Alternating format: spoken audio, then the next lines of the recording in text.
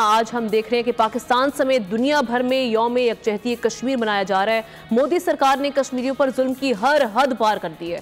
मकबूजा कश्मीर में इंसानी हुकूक की पामाली का ऐसा सिलसिला जारी है कि इंसानियत भी शर्मा जाए। मोदी की घिनौनी साजिशों ने मजलूम कश्मीरियों पर जमीन तंग कर दी। वादी चिनार में आए दिन कश्मीरियों के खून से होली खेली जा रही होती है, मगर दुनिया खामोश तमाशाई बनी ये सब तमाशा देख रही है। मकबूजा कश्मीर की गुमनाम कब्रें, ज्यादती का निशाना बनने वाली कश्मीरी खवातीन और हजारों यतीम बच्चे भारत की जुनूनी फसायत का मुंह बोलता सबूत हैं। तो इस तमाम तर सूरत हाल में सवाल ये पैदा होता है कि एक तवील अरसे से जंग आज़ादी तो लड़े हैं, लेकिन ताहाल आज़ादी हासिल नहीं कर सके हैं। तो आपके ख्याल में वो कौन से अवामिल हैं जो कश्मीर की आज़ादी की राह में हायल हैं, और फिलफौर कौन कौन से इकदाम करने की ज़रूरत है जिनसे कश्मीरियों को उनका हक मिल सके, आज़ादी मुयसर आ सके? ये सवाल शहजादा जुल्फ़िकार साहब, हमारा केस वीक है और आप समझते हैं कि किसी हद तक हम उतने संजीदा भी नहीं है इस मामले को लेकर, जितनी भी हुकूमतें आई हैं अब तक? नहीं, देखे उकता जाता है बंदा शायद 76 ईयर, वैसे ऐसा नहीं है। लोग हुक्मरानों को देखते हैं, ये ठीक सा है कि हुक्मरान आपस में डिवाइड होते हैं और एक नेशनल सिक्योरिटी, एक नेशनल जो इंटरेस्ट की बात है उसको हम एक दूसरे पे इल्ज़ामात लगा कर उसको कमज़ोर कर देते हैं, ये ठीक है। लेकिन असल वजह यह है कि दुनिया में आप देखें ना, चले ये मान लिया यहाँ तो हमने अपना केस कमज़ोर कर लिया, फ़लस्तीन का क्या है?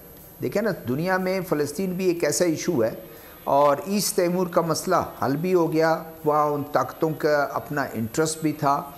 यहाँ पर जो पैनलिस्ट ने बात की बिल्कुल ठीक है, इंटरनेशनल ताकतों की एक इंटरेस्ट है।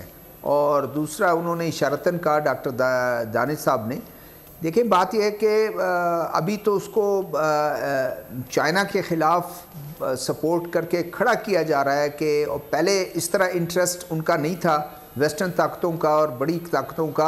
अब तो आप देखें कि उन्होंने सीपैक के मद्दे मुकाबिल पैरेलल एक वो करने की कोशिश की है कि एक जिसमें G20 में गालिबन और पिछले उसमें ये डिस्कस भी हुआ और उन्होंने मैप भी दिया और सारा कुछ किया। वो एक अलग बात है कि उसकी कोई इतनी वक़्त नहीं है जो चाइना इतने अरसे से कर रहा है और पूरी दुनिया में किसको वन बेल्ट वन रोड के ज़रिए और सीपैक और ये, लेकिन ये सारा मसला है कि उनका कोई नहीं है। यहाँ तक कि आप देखें 3-4 साल पहले पैलेट गन से कितने सैकड़ों हज़ारों की तादाद पहुँच गई थी कि उनकी आंख ज़ाया हुई, उनको उनके जो जिस्म है कश्मीरियों के जो एहतजाज करने वाले थे 2019 सुराख कर दिया उनको।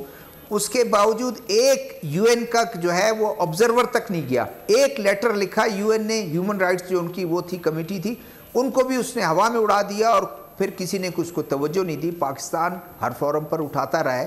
तो ये सबसे बड़ी वजह है कि इंटरनेशनल ताकतों का भी एक रोल है और वो इसी वजह से उसको पुश डाल देते हैं और बहुत ज़्यादा जो है फेवर करते हैं इंडिया को, इस वजह से खामोश रहते हैं। जी, तो हम ये देख रहे हैं मफादात हैं, उसकी वजह से आज तक ये मामला हल नहीं हो सका।